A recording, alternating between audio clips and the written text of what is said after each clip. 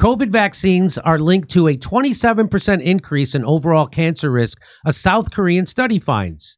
There's a 1 in 1,000 chance that this result arose by chance, says Dr. John Campbell, who we just had on the show. Go watch that amazing interview we did with him. The study used data from 2021 to 2023 for over 8.4 million people in South Korea's National Health Insurance Service database. The sample was split into two groups based on vaccination status. The vaccinated sample was further split into booster and non-booster groups. So we had two groups, unvaccinated and vaccinated. And then in the vaccinated group, they split it into vaccinated people who got boosted and vaccinated people who didn't. Okay. Researchers tracked the patients for a year. The vaccinated group was tracked following vaccination. The results showed a statistically significant higher risk of cancer in the vaccinated group, including what? Including overall cancer. They had a 27% higher risk of cancer, 20% higher risk for breast cancer, 28% for colorectal cancer, 34% higher risk for gastric cancer, 53% higher risk than from lung cancer, which is what the old head of YouTube died from. And she wasn't a smoker. After she censored everybody for telling the truth about COVID and the COVID vaccine. She took the real vaccine. Prostate cancer, 69% higher risk in the vaccinated group. Thyroid cancer, 35% higher risk. Now let's watch our friend, Dr. John Campbell, tell you about this. Large-scale population study. So looking back, retrospective, South Korea, to estimate the cumulative incidence and subsequent risks of overall cancers 1 year after the COVID vaccines. Now, here's a graphic that sort of summarizes their findings, and a very unpleasant view it is. So what we have here is this is the vaccinated line here. So people that are vaccinated, that line there, they get more cancers. This is incidence per 10,000 of the population up here. People that didn't get the vaccines, after a follow-up of 360 days, so that's 360 days.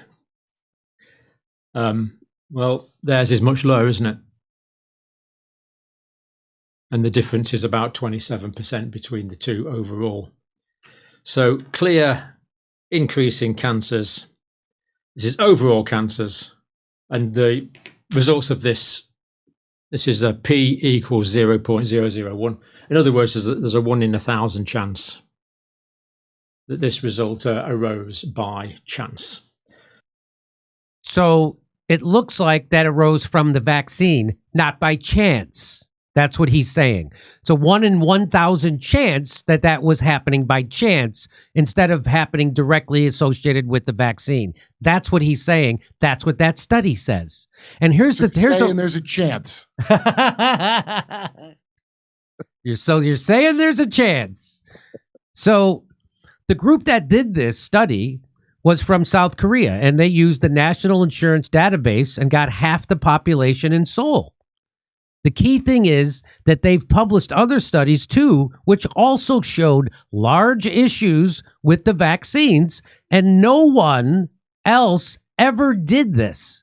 The only people who did this study was the people in South Korea. Anybody else could have done this study in any other country, but they didn't, even though everyone in every other country had access to similar large databases. One study they did showed a 68% increase in depression for vaccinated people, a 44% increase in anxiety and dissociative stress-related and somatoform disorders, and a 93.4% increase in sleep disorders. So that's the kind of stuff you're not going to see in the New York Times or the Washington Post or on CNN or Fox or MSNBC, because they're all corrupt. And I don't even know what's going to happen to this video, because on YouTube, they're also corrupt. And they wouldn't let people tell the truth about the COVID vaccine or the lockdowns or masks or even where the virus came from. And they wouldn't let people tell the truth about ivermectin or hydroxychloroquine. They wouldn't let people tell the truth about anything.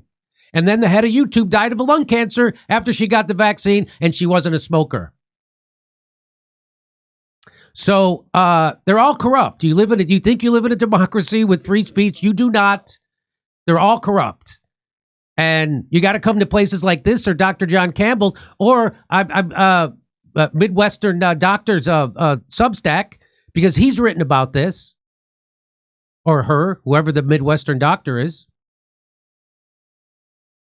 So there you go. In fact, here, Vigilant Fox posts it. All COVID vaccines increase cancer risks, a new study shows. And this is from the Children's Health Defense Org. Okay. Look at this. 60 Minutes reported last night on Americans who have suffered vaccine injuries. Robert Kennedy Jr. would like to expand the vaccine injury table, which would create an easier path to compensation for those harmed. Oh, wow. I didn't see this 60 Minutes cover this. So we'll cover this on Wednesday. And believe me, nobody else besides John Campbell and me are going to cover this on YouTube. So I don't worry about someone else scooping me, because nobody else covers this.